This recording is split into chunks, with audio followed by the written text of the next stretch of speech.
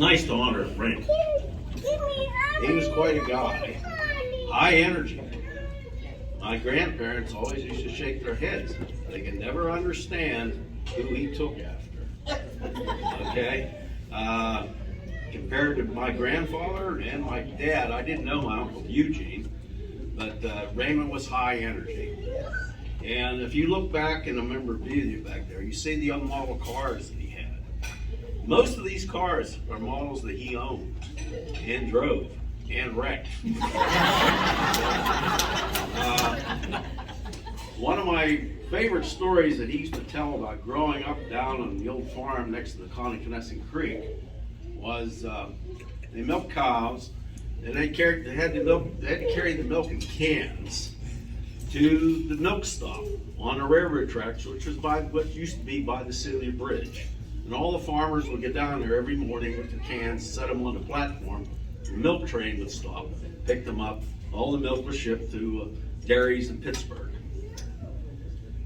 Raymond he was into cars, into motors, and my grandfather used to let him take the 1934 Oldsmobile, which is a great big boxy car, and they put the milk cans in the back. Raymond's job was John would go in and eat breakfast.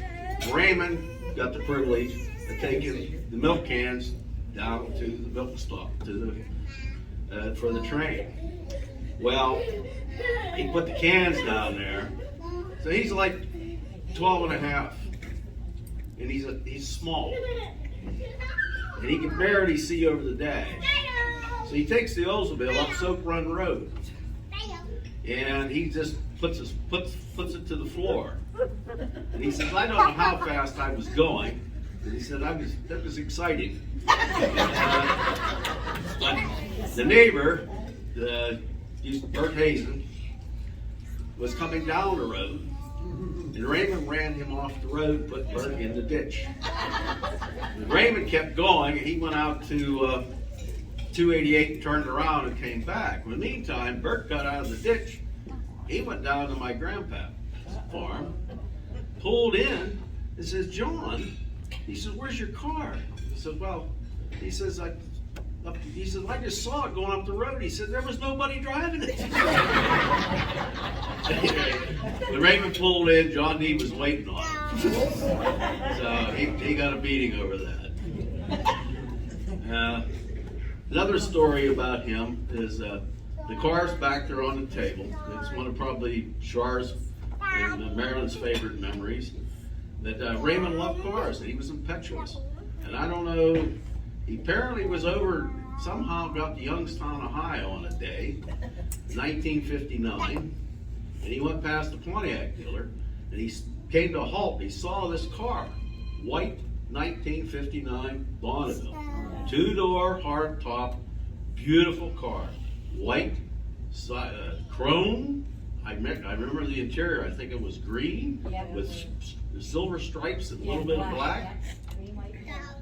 And he was impetuous, and he was always in the early days financially. He was always on the edge. He went in there, and I think he spent most of the afternoon with the dealer trying to work out a deal so he could pay for this car. He got the car. I think he traded a Hudson convertible for it. Yeah. And there's a model of that back there. I remember the Hudson. It was a red burgundy Hudson convertible. And he came home with the Pontiac. He came down, not on the Ohio Pike at Youngstown. And he decided, because he liked to see what they would do. So he told me, he said, "Ted, I'm coming down that turnpike." And he says, speedometer went to 120. He says, "I buried it. You couldn't see it." He said, "Man," he goes, "I'm proud of this car." He said, "Just hope he could run." He said, I got off the Pike, got on the Pennsylvania Pike. He said, I slowed down, paid the toll. He said, "Now I'm going to the Beaver Valley interchange." I said, I opened her up again. And then I come down to Beaver Valley, and he says, slowed down, got off, and I'm paying the toll. And I looked over, and there was a state trooper's car there, and the state trooper leaning up against it. And I'm paying the toll. He walked over to me. And he said, "Sir?" I said, "Yes, officer." He said, "Anybody pass you?" He said, "No, I don't think so." He says, "Get out of the car. You're the SOB we're looking for." They got caught for like $250 in fines. They had a bear in the air. He didn't do it. That's some of the things he did. The latter years of his life, I used to go over there and he'd tell stories from his youth and everything. And one of his favorite expressions was, and this is after he had his stroke, he was diminished. He told me, he says, "Ted," he says, "he says, if I'd have known I was going to live so long, I'd have took much better care of myself." And like that, that was a sense of humor he had. And then he had that stroke. He was never grumpy about it. He accepted it, and he laughed at himself. He called himself Step and a Half. He got to drag his leg around. So he always had a sense of humor. He was a lot of fun to be around. He's missed. He truly is. So thank you all for coming, and I hope he's around.